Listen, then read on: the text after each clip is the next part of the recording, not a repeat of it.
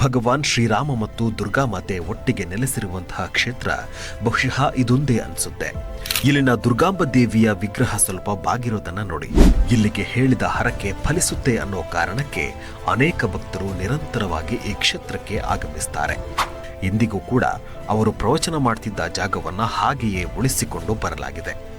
ಹೀಗಾಗಿ ದೇವಿ ಒದ್ದ ಹಳ್ಳಿ ಪದವಿ ಮತ್ತು ಪಾದರಕ್ಷೆಯನ್ನ ಹೊರಗಿಡಿ ಅಂತ ಬರೆದಿದ್ದಾರೆ ಇಲ್ಲಿ. ಮೇಲ್ಗಡೆ ಬೆಟ್ಟದಲ್ಲಿ ಅವರು ಸಮಾಧಿ ಮಾಡಿದ್ದಾರೆ.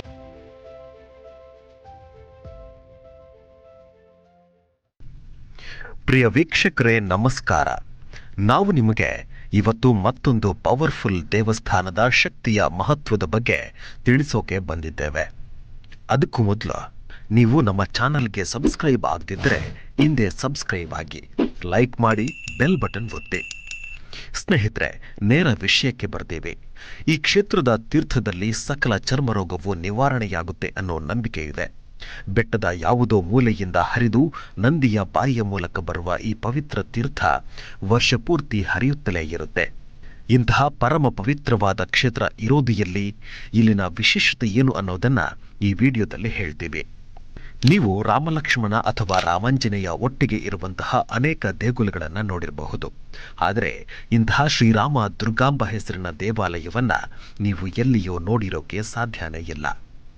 ಸ್ನೇಹಿತರೆ, ಭಗವಾನ್ ಶ್ರೀರಾಮ ಮತ್ತು ದುರ್ಗಾಮಾತೆ ಒಟ್ಟಿಗೆ ನೆಲೆಸಿರುವಂತಹ ಕ್ಷೇತ್ರ ಬಹುಶಃ ಇದೊಂದೇ ಅನ್ಸುತ್ತೆ. ಬೇರೆ ಎಲ್ಲಾದ್ರೂ ಇಂತಹ ದೇಗುಲ ಇದ್ರೆ ಕಾಮೆಂಟ್ ಬಾಕ್ಸ್ನಲ್ಲಿ ತಿಳಿಸಿ. ಅಂದಹಾಗೆ ಇಂತಹದೊಂದು ಪವಿತ್ರವಾದ ಕ್ಷೇತ್ರ ಇರೋದು ಸಾಗರ ತಾಲೂಕಿನ ವರದಹಳ್ಳಿ ಅನ್ನೋ ಪುಟ್ಟ ಗ್ರಾಮದಲ್ಲಿ.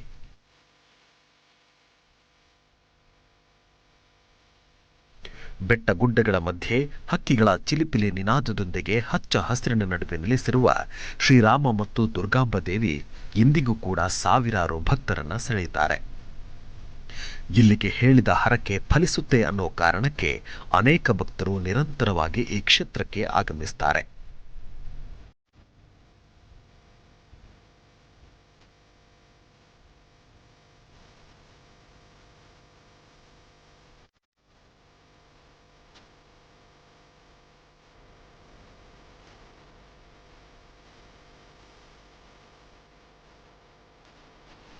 ಸಾವಿರಾರು ವರ್ಷಗಳಿಂದ ಭಕ್ತರನ್ನ ಹರಸುತ್ತಾ, ನಂಬಿದವರ ಕಷ್ಟಗಳನ್ನು ಕಳೆಯುತ್ತಾ, ದುಷ್ಟಶಕ್ತಿಗಳನ್ನ ನಾಶ ಮಾಡುತ್ತಾ ನೆಲೆ ನಿಂತಿರುವ ದುರ್ಗಾಮಾತೆಯ ಕ್ಷೇತ್ರವೇ ಶ್ರೀರಾಮ ದುರ್ಗಾಂಬ ದೇವಾಲಯ, ವರದಪುರ, ವರದಹಳ್ಳಿ. ನೀವಿಲ್ಲಿ ಒಂದ್ಸಲ ಭೇಟಿ ನೀಡಿದ್ರೆ ಮನಸ್ಸಿನ ಎಲ್ಲ ದುಗುಡ ದುಮ್ಮಾನಗಳು ಕಳೆದು ನೆಮ್ಮದಿ ಸಿಗೋದಂತೂ ಖಂಡಿತ. ಅಂದಹಾಗೆ ಈ ಕ್ಷೇತ್ರದ ಇತಿಹಾಸವೇನು ಅನ್ನೋದನ್ನ ನಿಮ್ಗೆ ಈ ವಿಡಿಯೋದಲ್ಲಿ ಹೇಳ್ತೀವಿ.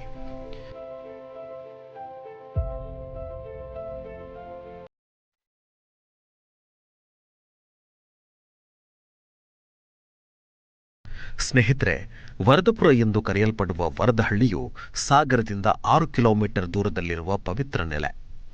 ಪಶ್ಚಿಮ ಘಟ್ಟಗಳ ಹಚ್ಚ ಹಸಿರಿನ ಮಧ್ಯದಲ್ಲಿರುವ ಈ ದೈವಿಕ ಸ್ಥಳಕ್ಕೆ ಸಾವಿರಾರು ವರ್ಷಗಳ ಹಿಂದೆ ಮಹರ್ಷಿ ಅಗಸ್ತ್ಯರು ಮತ್ತು ವೇದವ್ಯಾಸರು ದೀರ್ಘ ತಪಸ್ಸನ್ನ ಮಾಡಲು ಆಗಮಿಸಿದ್ದರು ಎಂಬುದು ಪೌರಾಣಿಕ ಹಿನ್ನೆಲೆ.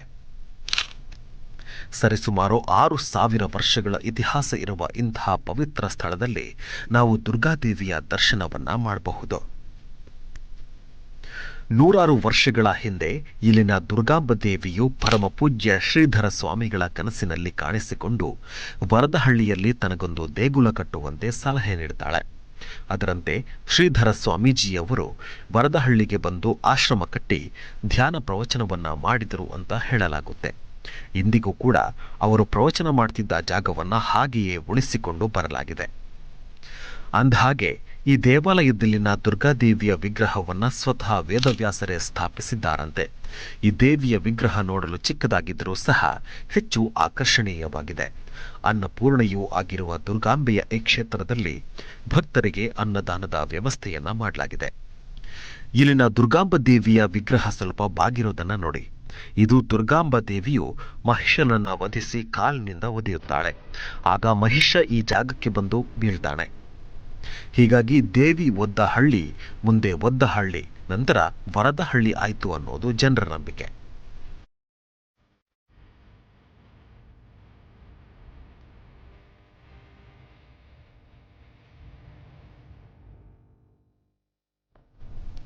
ಇಲ್ಲಿ ನೀವು ಕೆರೆಯೊಂದನ್ನ ಕಾಣಬಹುದು. ಈ ಕೆರೆಯಲ್ಲಿ ವರ್ಷಪೂರ್ತಿ ಬಿರು ಬೇಸಿಗೆಯಲ್ಲಿ ಕೂಡ ನೀರು ಇಂಗೋದೇ ಇಲ್ಲ. ಸ್ನೇಹಿತರೆ, ನಾವೀಗ ಈ ದೇಗುಲದಲ್ಲಿ ಶ್ರೀ ದುರ್ಗಾಂಬೆ ದೇವಿಯ ಸನ್ನಿಧಾನವನ್ನ ತೋರಿಸಿದ ಹಾಗೆಯೇ ಇನ್ನೊಂದು ಮಹತ್ವದ ಜಾಗವನ್ನ ತೋರಿಸ್ತೀವಿ. ಪಯಣ ಸಾಗಿದೆ ಶ್ರೀಧರ ಆಶ್ರಮದ ಕಡೆಗೆ. ಶಿವಮೊಗ್ಗ ಜಿಲ್ಲೆ ಸಾಗರ ತಾಲೂಕಲ್ಲಿರುವ ಶ್ರೀಧರ ಆಶ್ರಮದ ಕಡೆಗೆ ಹೋಗುತ್ತದೆ. ಇದು ಈ ದೇಗುಲದ ನಿರ್ಮಾಣಕ್ಕೆ ಕಾರಣಕರ್ತರಾದ ಪರಮ ಪೂಜ್ಯ ಶ್ರೀಧರ ಸ್ವಾಮಿಗಳ ಮಠವನ್ನ.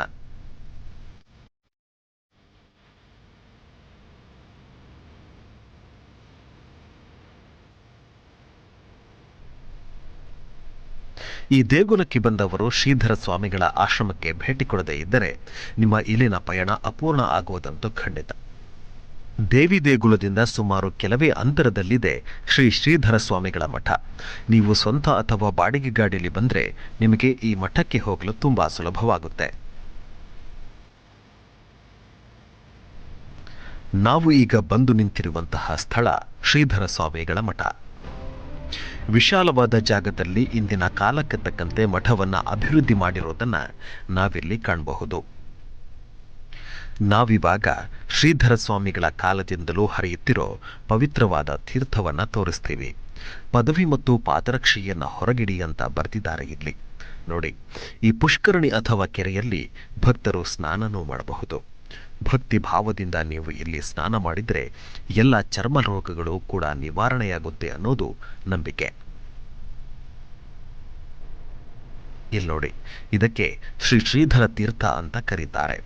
ನಂದಿಯ ಬಾಯಿಯ ಮೂಲಕ ಗುಡ್ಡದ ಮೇಲಿನಿಂದ ಬರುವ ನೀರು ಈ ಪುಷ್ಕರಣಿಯಲ್ಲಿ ಸಂಗ್ರಹವಾಗುತ್ತೆ. ಈ ತೀರ್ಥವು ಅತ್ಯಂತ ಪವಿತ್ರ ತೀರ್ಥವಾಗಿದ್ದು ಇದನ್ನು ಸೇವಿಸೋದ್ರಿಂದ ಸಕಲ ರೋಗಗಳು ನಿವಾರಣೆಯಾಗುತ್ತೆ ಅನ್ನುವ ನಂಬಿಕೆ ಇದೆ.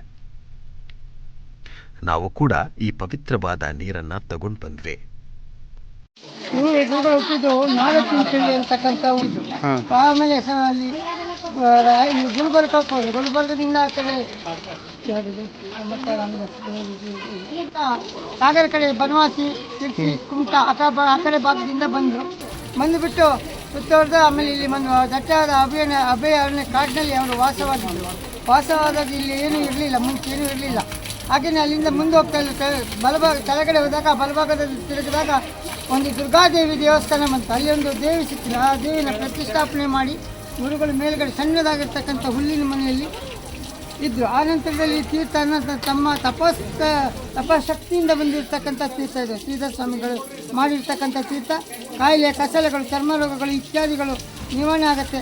ಇಲ್ಲಿ ಯಾವುದೇ ಭಕ್ತಾದಿಗಳು ಯಾವುದೇ ನಡಿಲಿಕ್ಕಾಗದಿದ್ದರು ಅಥವಾ ಹ್ಯಾಂಡಿಕಾಪ್ಟರು ಅವರೆಲ್ಲರೂ ಇಲ್ಲಿ ಬಂದು ಸ್ನಾನ ಮಾಡಿ ತಮ್ಮ ಆರೋಗ್ಯ ಸ್ಥಿತಿಯಲ್ಲಿ ಒಳ್ಳೆಯದಾಗಿ ಹೋಗಿದ್ದಾರೆ. ಇರ್ತಕ್ಕಂಥ ದೇವಿ ಅವಳು. ನೀವು ಏನು ಇಷ್ಟಾರ್ಥಗಳನ್ನು ಹೇಳ್ಕೊಳ್ತೀರ ಅಲ್ಲೂ ನೆರವೇರ್ತದೆ, ಇಲ್ಲೂ ನೆರವೇರ್ತದೆ. ಇಲ್ಲಿ ದಾಸೋಹಗಳನ್ನು ನಡೆಯಬೇಕಾದ್ರೆ ಪ್ರತಿಯೊಬ್ಬರು ಅನ್ನದಾನಗಳನ್ನ ಗಟ್ಟಿ ಬೇಳೆ ಬೆಲ್ಲಗಳನ್ನೆಲ್ಲವನ್ನು ತಂದು ಕೊಡ್ತಾರೆ. ಗುರುಗಳು ಇಲ್ಲದಿದ್ದರೂ ಈ ಮಠ ಚೆನ್ನಾಗಿ ನಡೀತಾ ಇದೆ. ಭಾಳ ದೂರದಿಂದ ಗುಲ್ಬರ್ಗ, ರಾಯಚೂರು ಆ ಕಡೆಯಿಂದ ಎಲ್ಲ ಕಡೆಯಿಂದಲೂ ಈ ಸನ್ನಿಧಾನಕ್ಕೆ ಬಂದು ಭಕ್ತಾದಿಗಳು ತಮ್ಮ ಇಷ್ಟವನ್ನು ಈಡೇರಿಸಿಕೊಂಡು ಹೋಗ್ತಾರೆ. ಮತ್ತು ಇನ್ನು ಯಾವುದೇ ಒಂದು ಹ್ಯಾಂಡಿಕಾಪ್ಟ್ ಬಂದು ನಾವು ಇಲ್ಲಿ ಅವರಿಗೆ ಕರ್ಕೊಂಬರೋದು, ಅವರ ಸೇವೆಗಳನ್ನು ನಾವು ಮಾಡಿ ಅವರಿಂದ ನಾವು ಆಶೀರ್ವಾದಗಳನ್ನು ಪಡಿತೀವಿ. ಹಲವಾರು ಗುರುಗಳು ಬರ್ತಾರೆ. ಗುರುಗಳಿಂದನೂ ನಾವು ಆಶೀರ್ವಾದವನ್ನು ತೆಗೆದುಕೊಂಡಿದ್ದೀವಿ. ನಮಗೆ ಯಾವ ತೊಂದರೆಗಳೂ ನಮಗಿಲ್ಲ. ಸೆಕ್ಯೂರಿಟಿಗಳು ಯಾರು ಏನೇ ಬೇಡ್ಕೊಂಡು ಎಲ್ಲರೂ ಏನೇ ಬೇಡ್ಕೊಂಡು ಇಲ್ಲಿ ಒಳ್ಳೆಯದಾಗುತ್ತೆ. ಈ ತೀರ್ಥವಂತೂ ನೀವು 24 ವರ್ಷ ಇತ್ತು ತೀರ್ಥ ಏನೂ ಆಗೋದಿಲ್ಲ ಅಂತ ಪವಿತ್ರ ಆಗಿರ್ತಕ್ಕಂಥ ಕಾಶಿ ತೀರ್ಥವನ್ನು ಸಮೇತ ಜೋಡಣೆ ಮಾಡಿದ್ದಾರೆ. ಗುರುಗಳು ಭಾಳ ತಪಸ್ಸಿನ ಗುರುಗಳು. ಅವರ ಬಗ್ಗೆ ನಾವು ಹೇಳಲಿಕ್ಕೆ ತುಂಬ ಬೇಸರಗಳನ್ನಾಗುತ್ತೆ. ತುಂಬ ಇನ್ನೂ ಹಿಂಸೆಯನ್ನು ಪಡೆದಿದ್ದಾರೆ. ಯಾಕಂದರೆ ಅಷ್ಟು ಕಷ್ಟಗಳನ್ನು ಪಟ್ಟುಬಿಟ್ಟು ಇಲ್ಲಿದ್ದರು. ಅದನ್ನು ಮುಟ್ಟಬೇಡಿ ಅಂತಕ್ಕಂಥ ಹೇಳಿದಾಗಲೂ ಮುಟ್ಟಿದ್ರು. ಹಾಗಾಗಿ ಅವರು ದೇವರನ್ನ ಮೇಲ್ಗಡೆ ಹೋಗಿ ಬೆಟ್ಟದಲ್ಲಿ ಹೋದರೆ ಅವರ ಸಮಾಧಿ ಮಂದಿರ ಇದೆ. ಆ ಸಮಾಧಿ ಮಂದಿರಕ್ಕೆ ಹೋಗಿ ನಮಸ್ಕಾರ ಮಾಡಿ ಧನ್ಯವಾದ. Thank you. ಇಲ್ಲಿ ತುಲಾಭಾರ ಮಂಟಪನೂ ಇದೆ. ಹೀಗೆ ಈ ಮೆಟ್ಟಿಲುಗಳನ್ನು ಹತ್ತಿ ಮೇಲಕ್ಕೆ ಹೋದರೆ ಶ್ರೀಧರ ಸ್ವಾಮಿಗಳ ಸಮಾಧಿ ಮಂಟಪ ಕೂಡ ನಾವು ನೋಡಬಹುದು.